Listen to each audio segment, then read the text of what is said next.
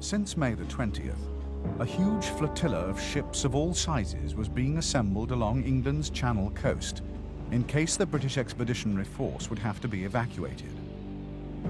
These would later be augmented by thousands of small boats, essential for ferrying troops from shore to ship. Many of the small boats, which included yachts, lifeboats, trawlers and more, were manned by civilian volunteers. The planned evacuation was codenamed Operation Dynamo and commanded by Vice Admiral Sir Bertram Ramsay. At 1900 hours on May the 26th, Ramsay was ordered to commence Operation Dynamo. He had been counting on 3 French ports being available for the evacuation, but by now, both Boulogne and Calais had been captured.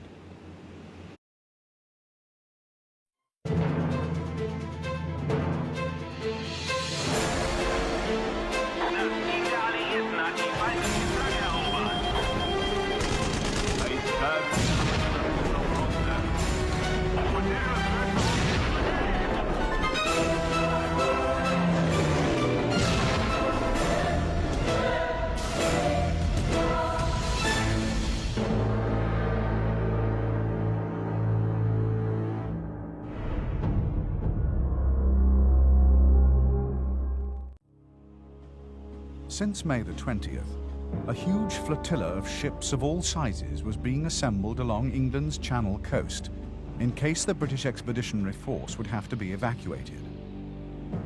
These would later be augmented by thousands of small boats, essential for ferrying troops from shore to ship.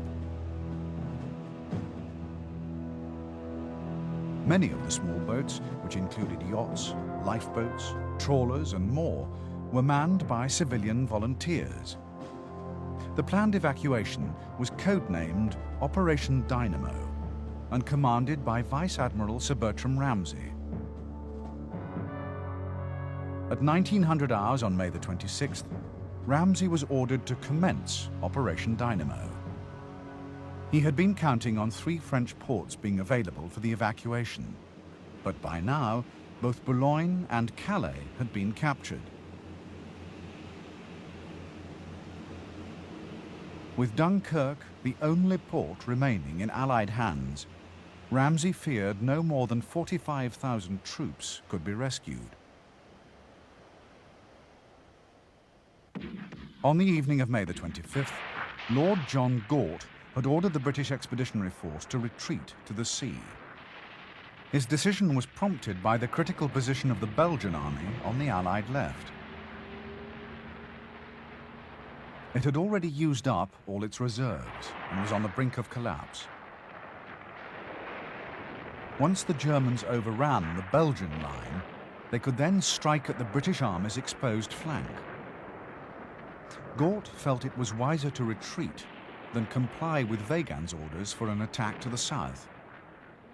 The following day, the Germans finally broke through the Belgian defences.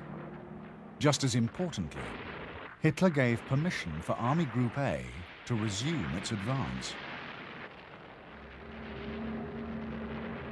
On May the 27th, the exhausted Belgian army could fight no further, and King Leopold asked the Germans for an armistice. By dragging out the surrender negotiations, the Belgians managed to buy their allies an extra 24 hours in the life-or-death race for Dunkirk. Nonetheless, it took hard and desperate fighting by French and British forces to keep their escape routes open. One British division was reduced to the size of a single brigade by nightfall on the 27th. The following day, the Belgians officially surrendered. At Lille, almost half of the French First Army, who had been slow to retreat, were cut off. Despite being surrounded, they chose to fight on, and over the next 3 days would tie down 7 German divisions. That evening, the retreating Allies were hemmed into a narrow bridgehead around Dunkirk, and only 25,000 men had yet been evacuated.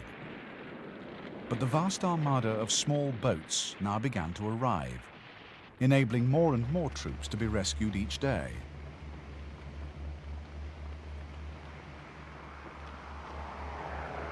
Poor weather had hindered Luftwaffe operations during the early stages of the evacuation. The first heavy Luftwaffe raid did not come until May the 29th, but their attacks increased in intensity over the next 3 days. Though the RAF committed every available plane to provide fighter cover, they were heavily outnumbered. Nor could they stay long because of the distance from England. Luftwaffe attacks accounted for 243 ships, including 8 destroyers and 8 troop carriers.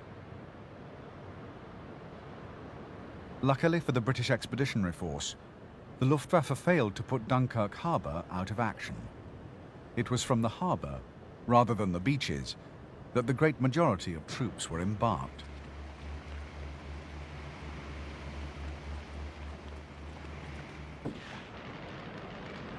Late on the 30th, the Germans finally realized the scale of Operation Dynamo. It was decided that an all-out effort must be made to break through the British Expeditionary Force defences.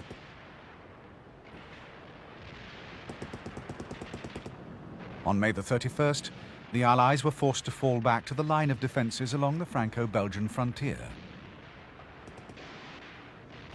German pressure on the perimeter continued throughout the next day, and there were further massive assaults from the Luftwaffe. Yet again, the Allied rearguard was forced back, though they managed to prevent a German breakthrough. On June the 2nd, daylight evacuation had to be suspended because of the ferocity of Luftwaffe attacks. But by then, Operation Dynamo was nearly finished. That night, the last British troops were brought safely away. On June the 3rd, the Germans drove the French rearguard, numbering 30,000, into the outskirts of Dunkirk itself. That night, Ramsay's ships attempted to evacuate this last contingent. Their task was complicated by the sudden arrival of thousands more unarmed French troops. These had quit fighting earlier in the week and had since hidden in cellars, empty houses, and anywhere else they could around the port. Now, news of the Navy's last departure brought them streaming onto the beaches, desperate to get on board one of the final ships. In spite of all the ensuing confusion, 26,000 French troops were successfully evacuated. However, as the last ship sailed out of Dunkirk, nearly 40,000 men had to be left behind. This caused immense bitterness amongst the French, many of whom accused their chief ally of abandoning them. Nonetheless, Operation Dynamo had been an astounding success. A total of 338,000 Allied troops had been brought safely to England. Even though Britain had suffered a catastrophic defeat, Dunkirk took on an immediate mythic resonance for the British people. It symbolized their brave and resourceful resistance to German might. To that extent, Dunkirk had a profound inspirational effect, which helped Britain to continue fighting even when, as now, her position seemed hopeless. For while Britain had succeeded in rescuing her army from the brink of destruction, that army was currently in no condition to fight another campaign. Nearly all its heavy weaponry, transport and material had been abandoned, including 2,500 guns, 64,000 vehicles, and well over 500,000 tons of stores and equipment.